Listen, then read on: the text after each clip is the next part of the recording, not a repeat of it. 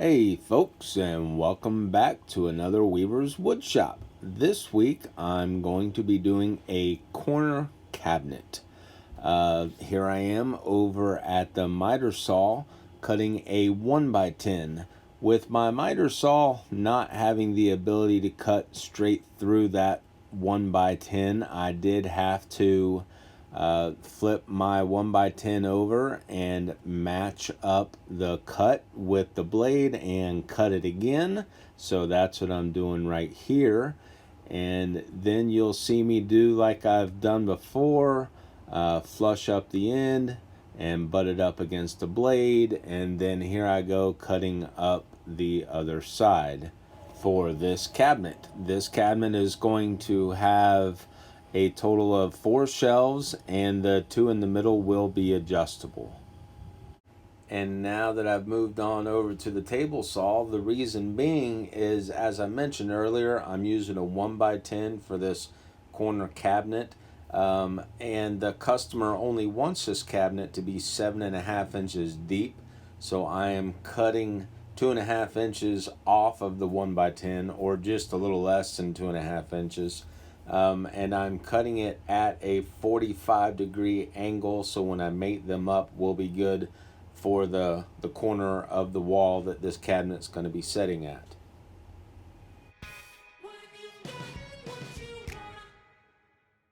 And now that I have both of those side pieces cut, what I'm doing now is I'm measuring out where I'm going to be drilling the holes for the adjustable pegs, where she can go ahead and adjust those middle shelves, for whatever suits her best.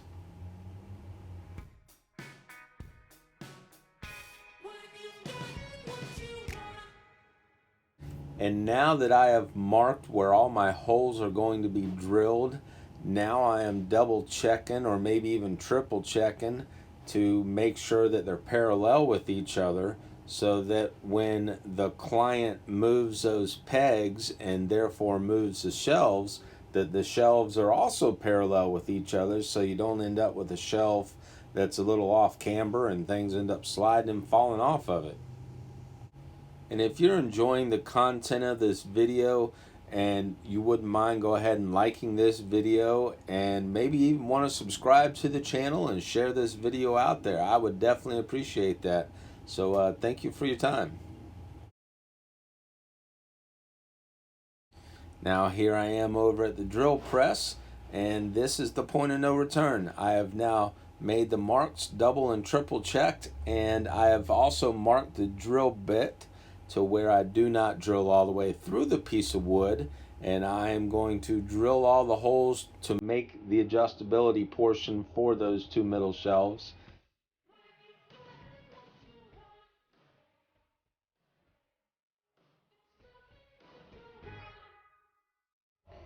And after drilling all those holes, I'm left with some little burrs and things. I'm just sanding them off here. And now I want to go ahead and cut some rough estimates of the size of the shelves. So that's what I'm doing here. I'm measuring them out and cutting them out so I can go ahead and start sticking some things together and gluing them up.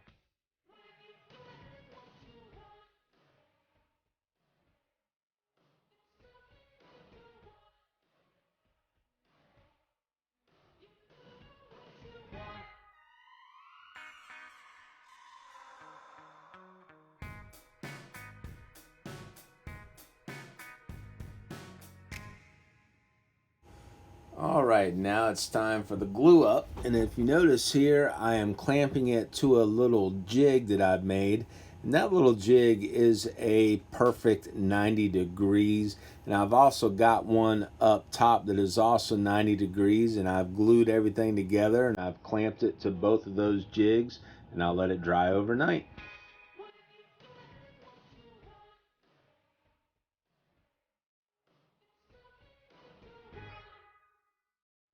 And now it's time to get those shelves cut down to size, but with them being oversized, they're wanting to tip over. So I gotta set that impact up there to help keeping them from tipping over. So now I got the straight edge going from side to side there, and I'm gonna go ahead and mark it. and now I'll go ahead and get them cut down to size, which is what I'm doing right here. I got it clamped down, and I got my circular saw out there, and I'm gonna go ahead and cut it down to size, and that one piece of wood will be able to do both shelves.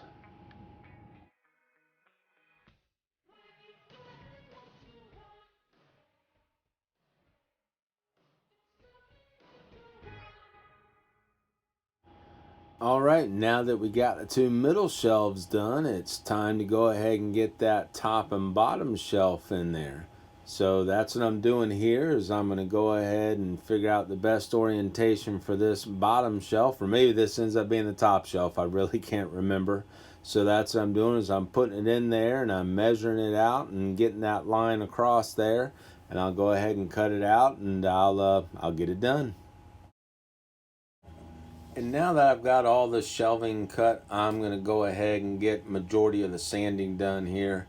And it's just going to be easier to do before the top and the bottom shelf is done. And so that's what I'm doing.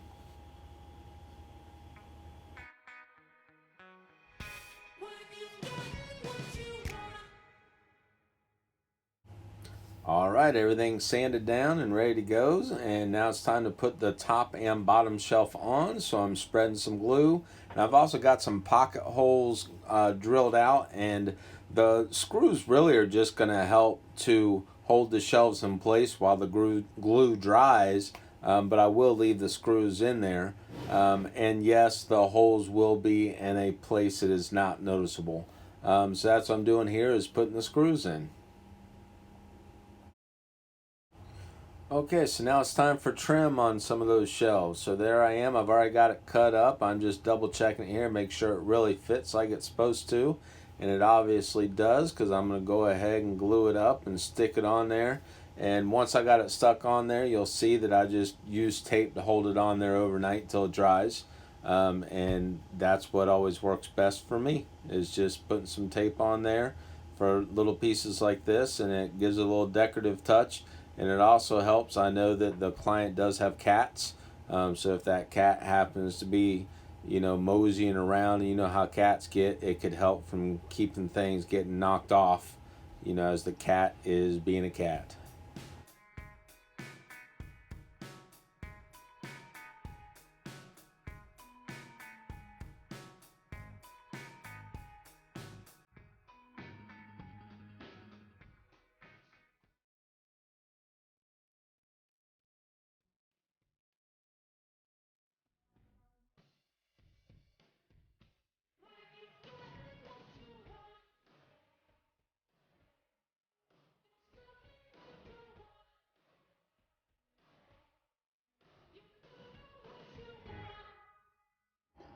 All right, now we got everything cut and put together. It's time to get it a final sanding and get ready to put some stain on there. So that's what I'm doing here. Is, even though I've already went ahead and sanded everything, or tried to sand everything before I got it all put together, I want to go ahead and give it one final sanding. And here I am sanding it down with 120 grit.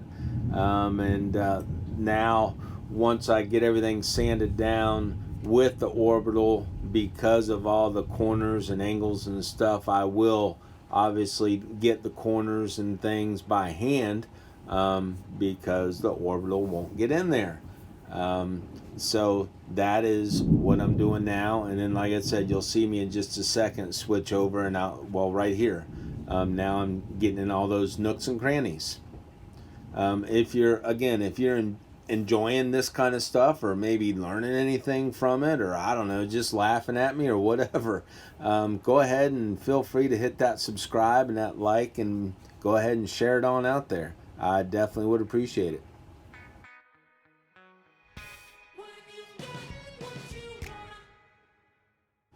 All right, now that I'm done with all of the sanding, it's time to treat the whole corner cabinet and the shelves with some pre-stain. And the reason why you use pre-stain with a softer wood like pine is the pre-stain helps prevent the blotchiness and the unevenness that you get when you do stain some of these softer woods. So if you're having issues with some unevenness or some blotchiness, try using some pre-stain. That'll definitely fix your issues. Read the directions. It's super simple. It's super easy to apply. You can use any old rag. I'm sure you can brush it on or whatever. I'm using an old sock here. You just wipe it on, you follow the directions, and then it's time to go ahead and apply the stain once you let it, run its course and dry the appropriate amount of time.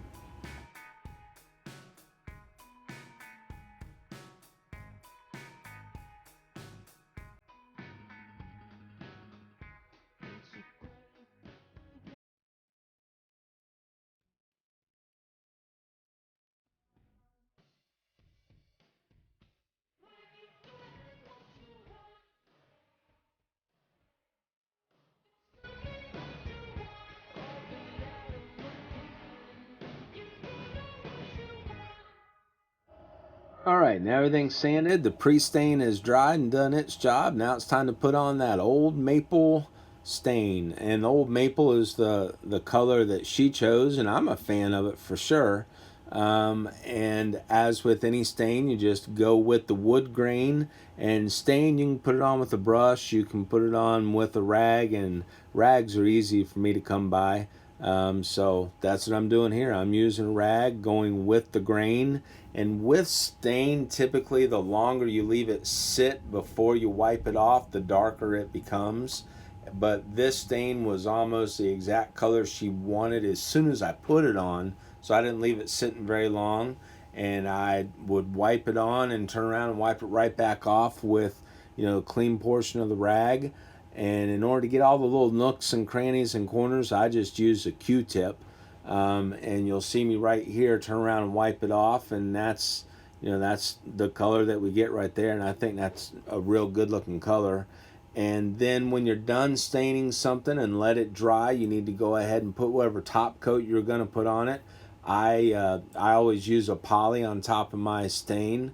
You can use whatever you choose to use, but again, your choice, follow the directions. Between each coat of stain or poly, you do need to sand, typically with a 220, just a light sanding, just to knock down, any little, just to give it a good adhesion, that next coat, just to give it a little bit of something to bite to, and then you're good to go as soon as it looks the way you want it to. And here's the finished product for this corner cabinet.